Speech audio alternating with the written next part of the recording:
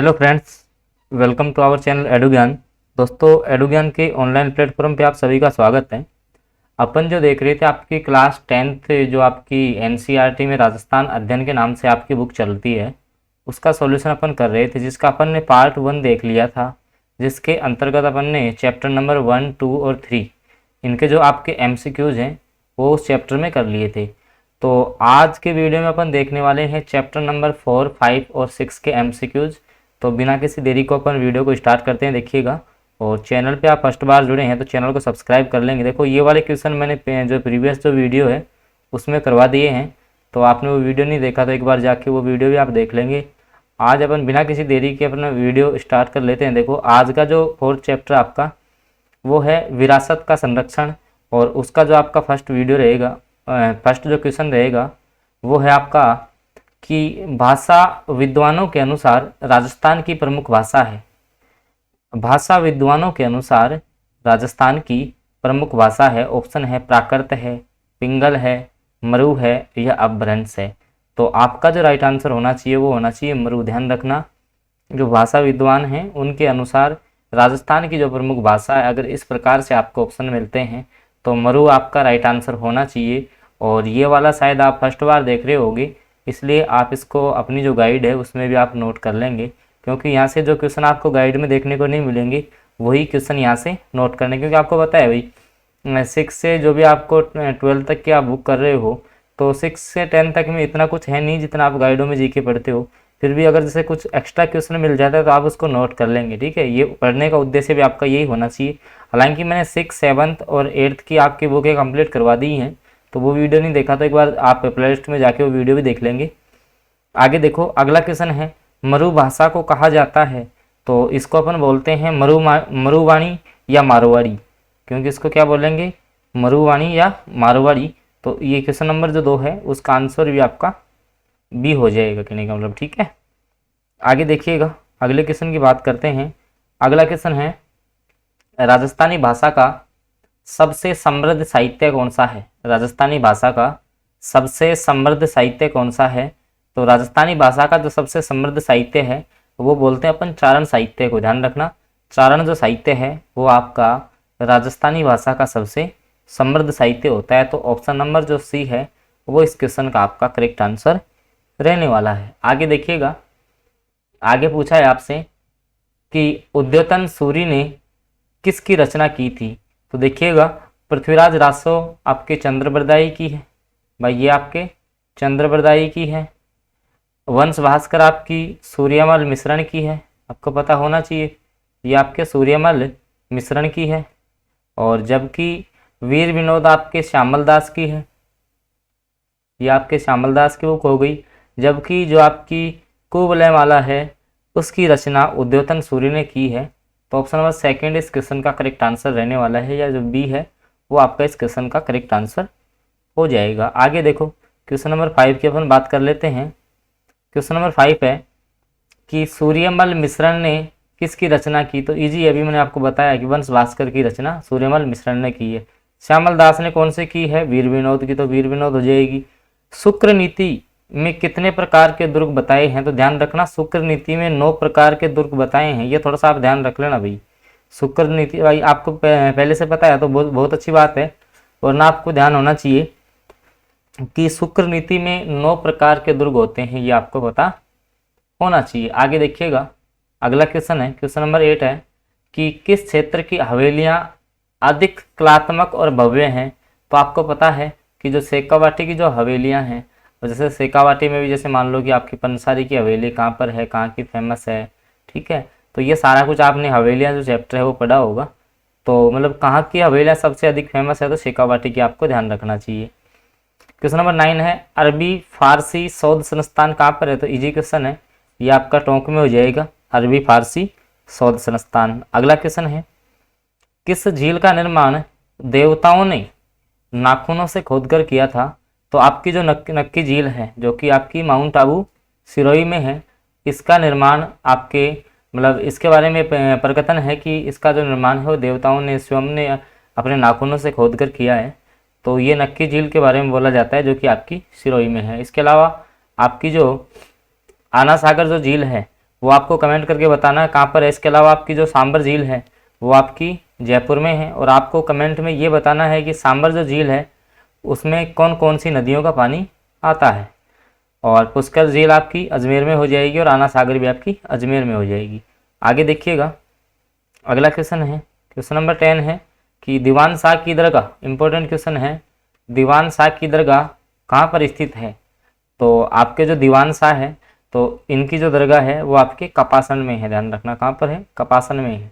तो option number 2 इस question का करेक्ट आंसर हो जाएगा। आगे देखिएगा, अगला क्वेश्चन है कि रानी जी की बावड़ी, तो ये आपके बूंदी में हो जाएगी। इजी क्वेश्चन है, याद होना चाहिए आपको। अगला क्वेश्चन देखिएगा, सेठ लालचंद गोयनका की हवेली कहाँ पर है, तो ये आपको पता है झुंझुनू में है, लेकिन झुंझुनू में भी कहाँ पर है, तो आपके ये डुंडलोद झुंझुनू में है, ये आपको पता होना चाहिए। ठीक है, आपको गहराई तक आपको पता होना चाहिए। भाई नॉर्मली तो आपको पता होता है कि भाई ये झुंझुनू में है, लेकिन झुंझुनू में भी कहाँ पर है ये थोड़ा सा आप देख लेना इससे।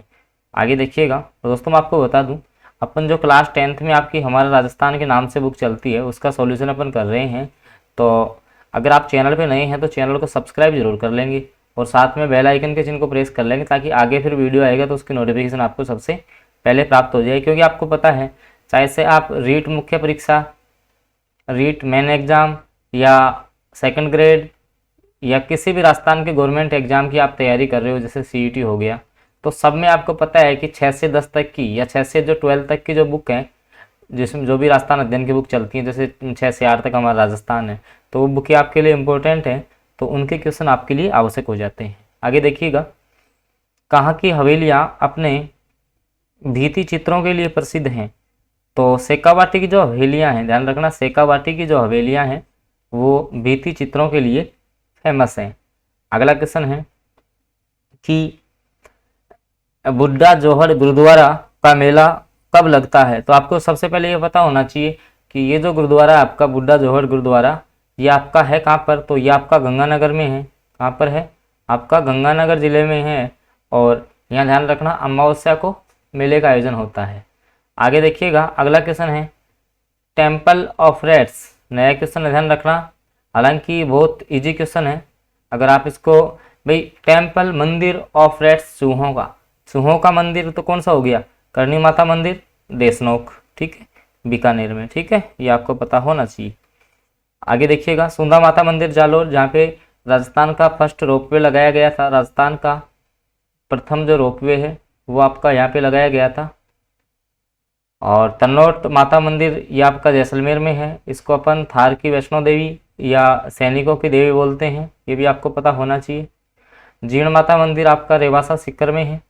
आगे देखिएगा, सोनार किला या गोल्डन फोर्ट किसको बोलते हैं, तो जैसलमेर जो दुर्ग है उसको अपन सोनार किला या गोल्डन जो फोर्ट है वो बोलते हैं, और इसको धानव दुर्ग की श्रेणी में रखा गया, ये भी आपको पता होना चाहिए। धानवन जो दुर्ग है इसकी श्रेणी में रखा गया, जिसके चारों तरफ रेत हो उसको अपन धानवन दुर्ग बोलते हैं।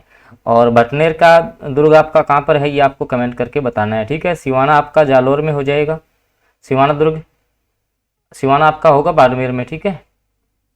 तारागढ़, अब देखो तारागढ़ एक आपका अजमेर में है, और एक आपका जो तारागढ़ है वो आपका बूंदी में है, ठीक है। तो इन दोनों का आपको ध्यान रखना है।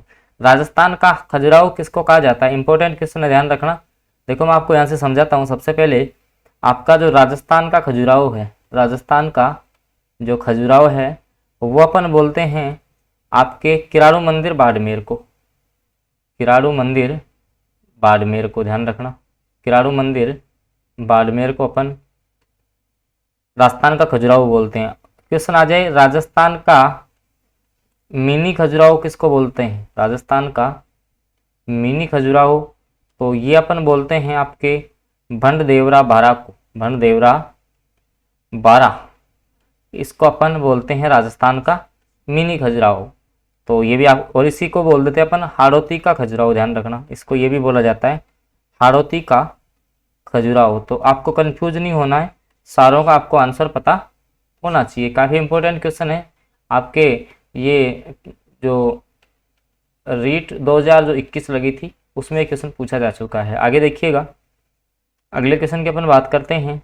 अब देखो अगला जो चैप्टर आ जाता है वो आता है राष्ट्रीय उद्यान और वन्यजीव अभ्यारण्य। अब हालांकि इसमें हो सकता है कि कुछ डेटा प्रीवियस हो कि भाई राष्ट्रीय उद्यान कितने हो गए अब, ठीक है, क्योंकि नए को इसमें शामिल नहीं किया गया है, तो जहाँ पे आएंगे तो हालांकि मैं बता दूंगा आपको। आगे देखिएगा, देखो इसका जो फर्स्ट क्वेश्चन है, जो इजी क्वेश्चन है उनमें अपन आपका टाइम वेस्ट नहीं करेंगे, उनको थोड़ा जल्दी से कर लेंगे।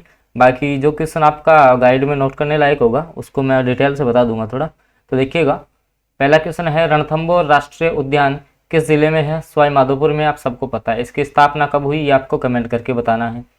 केवलादेव राष्ट्रीय उद्यान किस नाम से जाना जाता है? इसको अपन घना पक्षी विहार बोलते हैं, आपको पता है। इसको अपन क्या बोलते हैं? घना पक्षी विहार। ध्यान रखना, काफी इंपॉर्टेंट है। और कहाँ पर है आपका ये? तो भरतपुर में है, ये भी आपको पता होना चाहिए। और जो साइबेरियन सारस है, साइबेरियन सारस, इनके प्रवास की ये शरण स्थली रहा है। अगला क्वेश्चन है, राष्ट्रीय मरु उद्यान किस नाम से जाना जाता है? तो इसको अपन जीवाश्म उद्यान भी बोलते हैं। ध्यान रखना, जीवाश्म उद्यान इंपॉर्टेंट है, कहाँ पर है आपका, ठीक है। ऐसा क्वेश्चन आपसे पूछा गया है बार बार। अगला है, काला हिरण ब्लैक बक किस अभ्यारण्य में मिलता है? तो काला हिरण जो आपका है वो ताल छापर जो अभ्यारण्य है उसमें पाया जाता है, और ताल छापर आपका चूरू के अंतर्गत है, ये आपको पता होना चाहिए। आगे देखिएगा, सज्जनगढ़ आपका उदयपुर में है, साथ साथ में पता होना चाहिए सीता माता आपका प्रतापगढ़ में है, ठीक है। चंबल आपका, अब जैसे मान लो कि जो चंबल नदी है वो कहाँ से निकलती है? तो जीनापाओ की पहाड़ियों से निकलती है, एमपी से, ये भी आपको पता होना चाहिए। देखो, घड़ियाल किस अभ्यारण्य में मिलता है? तो चंबल अभ्यारण्य में आपका घड़ियाल मिलता है। ध्यान रखना, ये आपके कोटा हो गया, उस साइड में है, ठीक है। अगला क्वेश्चन है, काफी इंपॉर्टेंट क्वेश्चन अगला, जो कि बार बार एग्जाम्स में पूछा जा चुका है। माचिया सफारी पार्क कहाँ पर है? तो ये आपका जोधपुर में हो जाएगा, Machiya safari park. Important question है भाई एग्जाम की दृष्टि से। आगे देखिएगा, बंद बारेटा अभ्यारण्य, तो ये आपके हो जाएगा भरतपुर जिले में। किस में हो जाएगा? भरतपुर जिले में हो जाएगा आपका बंद बारेटा अभ्यारण्य। दोस्तों, क्वेश्चंस आपको पसंद आ रहे हैं तो वीडियो को आप लाइक जरूर कीजिएगा, और चैनल पे आप नए हैं तो चैनल को सब्सक्राइब जरूर कर लेंगे, क्योंकि आपके लिए ये जो वीडियो तैयार करने में काफ़ी मेहनत लगती है, तो आप इसको सब्सक्राइब जरूर करेंगे चैनल को। और आपको पता है कि राजस्थान के किसी भी गवर्नमेंट जॉब से संबंधित संपूर्ण जो अपडेट है वो आपको इस चैनल के द्वारा बिल्कुल सबसे पहले और ऑथेंटिक दी जाती है। तो आप चैनल को सब्सक्राइब और साथ में बेल आइकन के चिन्ह को प्रेस जरूर कर लेंगे। और इसी चैनल पर मैं आपको बता दूँ कि राजस्थान का शैक्षिक परिदृश्य जो कि रीट और सेकंड ग्रेड में नया जोड़ा गया है, वो भी मैंने आपको नोट्स फॉर्मेट में करवाया है। इसके साथ ही आपके करंट अफेयर के जो इंपॉर्टेंट एमसीक्यूज है, इसके अलावा मंथली करंट अफेयर है, वो भी आपका जल्दी आने वाला है। तो इसके लिए आप चैनल को सब्सक्राइब जरूर कर लेंगे। और 6 से लेकर 12 तक की जो बुक है उनका सॉल्यूशन भी आपको मैं लगातार करवा रहा हूँ। आगे देखिएगा, भालुओं का पहला अभ्यारण्य, ये इंपॉर्टेंट क्वेश्चन है भाई, गाइडों में आपको बहुत कम देखने को मिलेगा। भालुओं का पहला अभ्यारण्य बनाने की घोषणा 20 जुलाई 2010 किसके लिए की गई थी? तो ये सुंदा माता जालोर। ध्यान रखना, भालुओं का अभ्यारण्य इंपॉर्टेंट क्वेश्चन है, गाइडों में बहुत कम देखने को मिलेगा ये क्वेश्चन, तो आप इसको नोट कर सकते हैं, ध्यान रखना। आगे देखिएगा, भालुओं का अभ्यारण्य, भारतीय वन्य जीव संरक्षण अधिनियम कब आया? इजी क्वेश्चन है, 1980 कर देंगे आप इसमें। अगला क्वेश्चन है, राजस्थान में राष्ट्रीय उद्यान है, तो आपको पता है केवलादेव राष्ट्रीय उद्यान है, रणथंभौर वाला भी है, और मुकुंदरा हिल्स जो आपका नेशनल पार्क है वो भी है। और ये कब बना था? 2012 में, ठीक है, ये भी आपको पता होना चाहिए, तो सारे हो जाएंगे। और आपको बताना है कि जो मुकुंदरा हिल्स नेशनल पार्क है वो कौन कौन से आपके अभ्यारण्य को जोड़ के बनाया गया था। तो ये आपके मैं बता देता हूँ आपको, जवाहर सागर और आपका प्लस जो दर्रा अभ्यारण्य है उसको, जो कि कोटा में है दर्रा अभ्यारण्य, उन दोनों को मिला के आपका मुकुंदरा हिल्स नेशनल पार्क बनाया गया था। आगे देखिएगा, अगला क्वेश्चन है कि साइबेरियन क्रेन किस उद्यान में पाया जाता है? मैंने आपको भी बताया था कि केवलादेव जो राष्ट्रीय उद्यान है, जो कि आपका कहाँ पर है? भरतपुर में है। इसमें जो प्रवासी पक्षी हैं साइबेरियन क्रेन वो आते हैं। आगे देखिएगा कि उड़न गिलहरी किस अभ्यारण्य में पाई जाती हैं? तो आपका जो सीता माता वन्यजीव अभ्यारण्य है, जो कि आपका कहाँ पर है? प्रतापगढ़ में है। सीता माता अभ्यारण्य कहाँ पर है आपका? प्रतापगढ़ में है। तो वहाँ पे आपकी उड़न गिलहरियाँ पाई जाती हैं। आगे देखिएगा, अगला क्वेश्चन है, लास्ट क्वेश्चन इस चैप्टर का, कि गोडावन किस अभ्यारण्य में पाए जाते हैं? तो आपके ये राष्ट्रीय मरु उद्यान में पाए जाते हैं। इसके अलावा गोडावन कहाँ पाए जाते हैं? देखो आपके सोरसन 12 में, और एक आपके पाए जाते हैं ये सांकलिया अजमेर में। इंपॉर्टेंट क्वेश्चन है, सांकलिया अजमेर में। और मैं आपको देखो इंटरेस्टिंग बात बताता हूँ, लगभग विश्व के 90% गोडाउन आपके राजस्थान में पाए जाते हैं। भारत के नहीं, विश्व के 90% जो गोडाउन है वो आपके राजस्थान में ही पाए जाते हैं। ये भी आपको पता होना चाहिए। और इस पर डाक टिकट भी जारी हुआ था, ये भी आपको थोड़ा सा मालूम होना चाहिए। आगे देखिएगा, और आपको कमेंट करके बताना है कि जो गोडाउन है उसको आपका राष्ट्रीय जो पक्षी है वो कब घोषित किया गया था, ये आपको कमेंट करके बताना है। आगे देखिएगा, अब देखो अगला जो चैप्टर आ जाता है आपका वो है पशुधन एवं डेयरी विकास। पशुधन एवं डेयरी विकास का अगला चैप्टर है जो कि अपन इसी वीडियो में कवर करेंगे। देखो, और इससे पहले देखो दोस्तों, अगर आप चैनल पे नए हैं तो चैनल को सब्सक्राइब जरूर कर लेंगे और साथ में बेल आइकन के चिन्ह को प्रेस कर लेंगे, ताकि फिर आगे जो वीडियो आएगा उसकी नोटिफिकेशन आपको मिल जाए। क्योंकि आगे अभी जो 10th का बाकी रह जाएगा वो 11th और 12th की बुक का भी जल्दी ही सॉल्यूशन मैं आपके सामने लेके आने वाला हूँ। तो देखिएगा, राजस्थान में देश के कुल पशुधन का कितना प्रतिशत पाया जाता है, तो लगभग 7% जो 7% जो भारत का पशुधन है वो अकेले राजस्थान में पाया जाता है। अब देखो, राज्य के सकल घरेलू उत्पादन में पशुधन का योगदान कितना है, तो 9। अब ये पुराने डाटा हो सकते हैं, ठीक है। तो इसके लिए आपको क्या है कि नए जो डाटा हैं इस प्रकार के क्वेश्चनों के लिए जो आर्थिक समीक्षा आपकी आती है, जो कि दिसंबर माह में आएगी, आर्थिक समीक्षा, और वो हर एग्जाम में से मान लेना इंपॉर्टेंट रहती है आपकी आर्थिक समीक्षा, ठीक है। आर्थिक जो समीक्षा है वो, तो उसका सॉल्यूशन भी मैं इसी चैनल पे करवाऊंगा, तो आप वीडियो चैनल को सब्सक्राइब जरूर कर लेंगे। आगे देखो, अब देखो राजस्थान में देश का कितना ऊन उत्पादित होता है, लगभग 40%। अब अगला क्वेश्चन है इंपॉर्टेंट, देखिएगा, थारपारकर नस्ल की गायें कहाँ पाई जाती हैं, तो आपकी थारपारकर है वो बाड़मेर में पाई जाती है। ध्यान रखना है किसकी नस्ल है, सबसे पहले ये पता होना चाहिए थारपारकर किसकी नस्ल है, आपकी गाय की नस्ल है। तो थारपारकर पाई कहाँ जाती है, तो ये आपकी बाड़मेर में पाई जाती है। इंपॉर्टेंट क्वेश्चन है, याद रखना आप इसको। अब देखो, राजस्थान में कितने पशु मेले लगते हैं। अब ऐसा क्वेश्चन अगर जैसे मान लो कि ये बुक में है क्वेश्चन, बुक का क्वेश्चन है, आपको पता है ये टेक्स्ट बुक का क्वेश्चन है, तो ये इसी को सही मान लेंगे। हो सकता है कुछ ज़्यादा भी लगते हो, लेकिन 50 मानना है, इसने थोड़ा सा आप ध्यान में रख लेंगे इस क्वेश्चन को, ठीक है। आगे देखो, राजस्थान में 1951 में कितने पशु चिकित्सालय थे, 147। ये कुछ डेटा है, आपको पता होना चाहिए। देखिए, ये 2006 के अंत तक आ गया, कोई मतलब नहीं है आपको, ठीक है ना। आगे देखो, भारत की मेरिनो किस नस्ल की भेड़ को कहा जाता है, तो ये आपके जो चोकला है, ठीक है। चोकला जो आपकी भेड़ की जो नस्ल है भाई चोकला है। सर जो सर्वश्रेष्ठ जो किस्म का जो ऊन है, सबसे अच्छी जो किस्म का ऊन है वो आपकी चोकला भेड़ से प्राप्त होता है। इसको अपन भारत की मेरिनो बोलते हैं। इंपॉर्टेंट क्वेश्चन बन जाता है, बार बार एग्जाम्स में पूछा भी जा चुका है ये क्वेश्चन। आगे देखिएगा, किस नस्ल की भेड़ जब घास चरती है तो उसके कान जमीन को छूते हैं। कहने का मतलब ऐसी कौन सी नस्ल है जिसके लंबे कान पाए जाते हैं, तो ये आपकी होती है सोनारी। कौन सी होती है, सोनारी।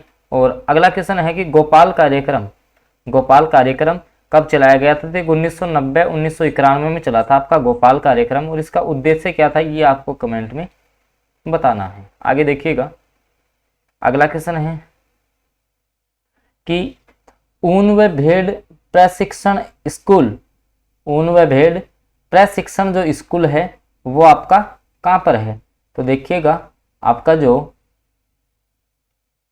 ऊन व भेड़ प्रशिक्षण जो आपका स्कूल है वो आपका जोधपुर में है। इंपॉर्टेंट क्वेश्चन है, ध्यान रखना, काफी इंपॉर्टेंट क्वेश्चन है, याद रखना है। अब देखो, जो भारतीय कृषि अनुसंधान परिषद है उसने भेड़ अनुसंधान केंद्र, कहने का मतलब भेड़ अनुसंधान केंद्र आपका कहाँ पर है, तो ध्यान रखना ये बीकानेर में है। वैसे तो भेड़ अनुसंधान केंद्र है वो आपका बीकानेर में है, लेकिन साथ में सूरतगढ़ में भी है। और तो एक व दो दोनों सही मानेंगे यहाँ पे, ठीक है। ऑप्शन के हिसाब से दोनों सही माने जाएंगे। और वैसे आपका भेड़ जो अनुसंधान केंद्र है वो आपका बीकानेर में है, ये है। आगे देखिएगा, एकीकृत पशु विकास कार्यक्रम किस योजना से शुरू किया गया, तो ये आपकी 8वीं जो योजना थी उसमें शुरू हुआ था। आगे देखो, तो दोस्तों अपन ने लगभग देखो अगला चैप्टर ये वाला आएगा, तो जो भी उद्योग धंधे हैं ये हैं, ठीक है। तो ये भी अपन जल्दी लेके आएंगे क्वेश्चन। आज अपन इतना ही रखेंगे। अगर दोस्तों वीडियो आपको पसंद आया तो वीडियो को लाइक कीजिएगा, और चैनल पे आप नए हैं तो चैनल को सब्सक्राइब जरूर कर लीजिए, और साथ में आपको देखो बेल आइकन का चिन्ह दे रखा होगा, उसको प्रेस कर लो ताकि आगामी जो भी वीडियो आएगा उसकी नोटिफिकेशन आपके पास सबसे पहले पहुंच जाएगी। ओके फ्रेंड्स, तो मिलते हैं अपन अगले वीडियो में।